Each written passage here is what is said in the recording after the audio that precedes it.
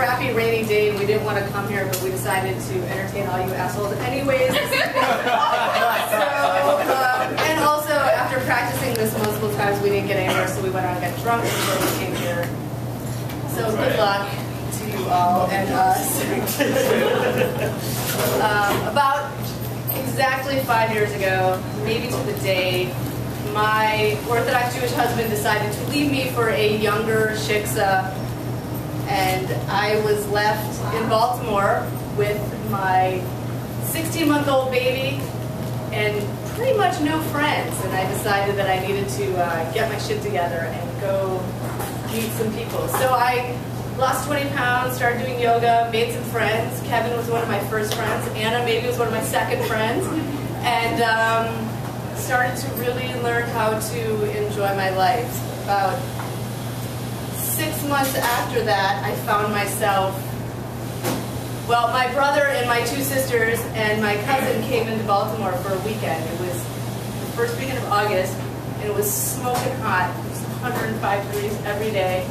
I thought they'd never visit me here again after that weekend. But I had also gotten free tickets to the Virgin Music Festival through my work, which is props for being a community organizer. You get free tickets to cool stuff. So they all came in and decided to see if I still had it in me, what I had before I'd spent 10 years being a religious zealot. And I guess I did have it in me. So we spent these first, they came in for a couple of days, and it was as wild as you can imagine. A bunch of brothers and sisters getting together can be actually wilder, because it really is like that with my brothers and sisters. Thank God. They're a great crew.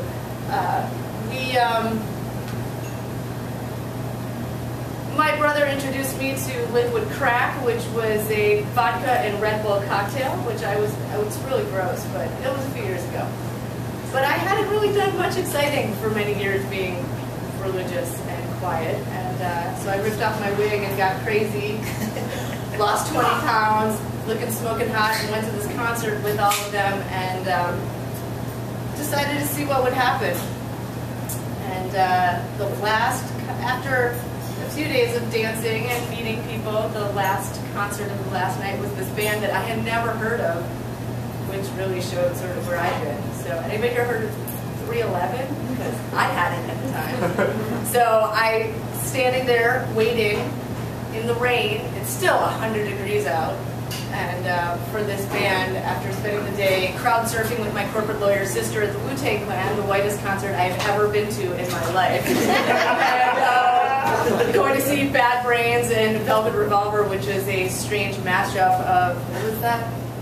Like Guns N' Roses and Red Hot Chili Peppers and something else. It was an interesting day, but I found myself standing there at this concert with my brother and sisters, having a good time, minding my own business, and then some creepy guy sort of sidled up next to me, and I'll let the creepy guy start talking from here.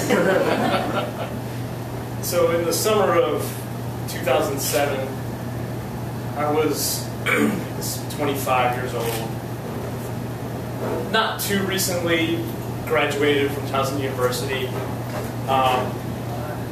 Working my first real-ish job. And the ish is, I was a toilet salesman at the time.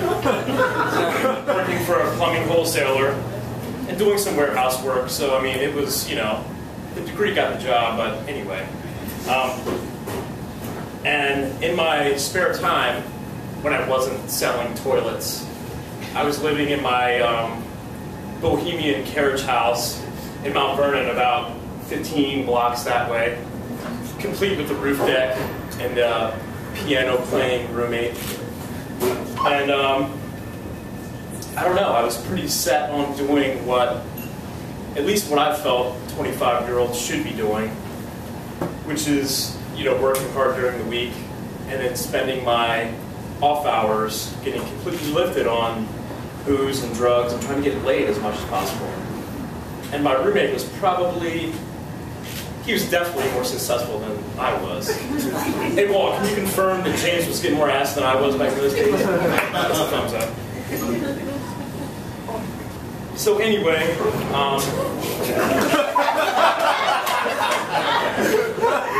So as Richard said, it was a hot-ass weekend. One of those, like, dog day weeks of the Baltimore August, where you can barely draw a breath. And I got a phone call, which Rachel confirmed it was not a Friday night. Apparently it was a Saturday night. We sort of had our schedules mixed up here. But anyway, a college friend of mine called me, and he's from Long Island, and was living at a row house in Cockeysville. Cheers, Walt.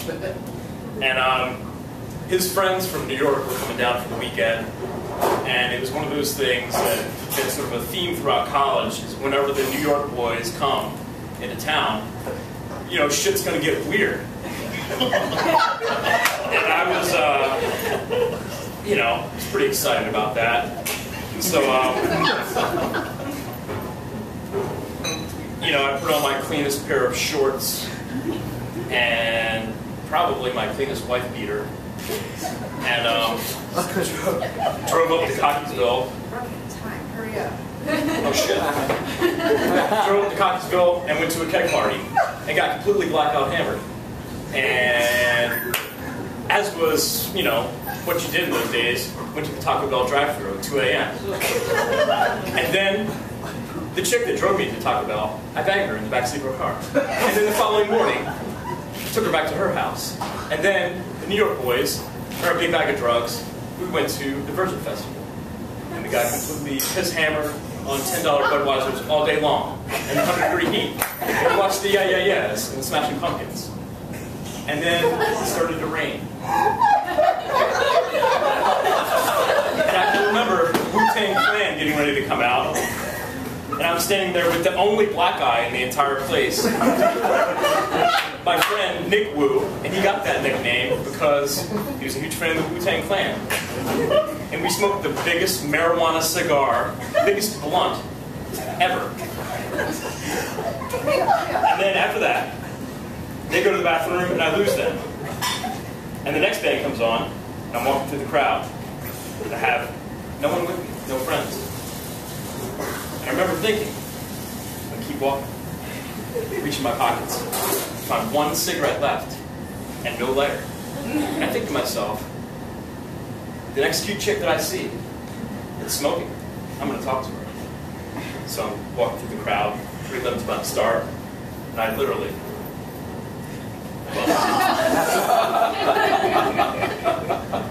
And he says to me, you know, you got a light? I was like, sure, you know, I got a light.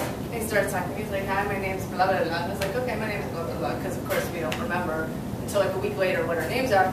But, you know, he starts talking to me, and I show him a picture of my daughter, because, of course, that's my litmus test, because you can't handle a picture of the daughter, you're out. Okay, we're hurrying up. We're going to be really quick. So he starts talking to me, and he tells me he's a plumber, which is a lie, by the way. He is a plumber now, but he was not then. And I say to him, ooh, that's very sexy, kind of like in a porno. He says to me, yeah, kind of like that. And then this strange band starts playing, and we are dancing and in this little mosh pit and banging our heads, and my siblings are watching me like, oh, not again. Because, of course, I picked up like 5 guys that weekend. And he starts, you know, dancing with me, and he's like getting all up behind me and getting the groove, and he tries to kiss me. I was like, you can't kiss me. He's like, why not? I was like, because my siblings are here and they're going to make fun of me. You can't kiss me. So he sticks his hands down my pants instead. I was like, okay, we can handle that because they didn't see that. And we keep dancing. And then the concert ends and we decide to leave, and he tries to go home with me. And I was like, you can't go home with us because, you know, this is a private party. And he's like, still following us. And my little sister turns around to him and says, I don't know who the fuck you think you are, but you're not coming home with us. Leave my sister alone. And I'm like, Ellen, this is my little baby sister. He's like, I can handle this. So I give him my phone number, and I say, you know, call me later, we'll talk. And she still feels horrible about it. And so we're okay, we're hurrying up, we're finishing. So there's a lot more story there, but that's actually how we met. But he called me later, he met me, we had a drink at Frazier's 2 nights later. I was wearing my work clothes, he was wearing a dirty white beater and shorts, and I was totally in love. And we are now 2 years married and 5 years together. And he's still allowed to stick his hands in my pants.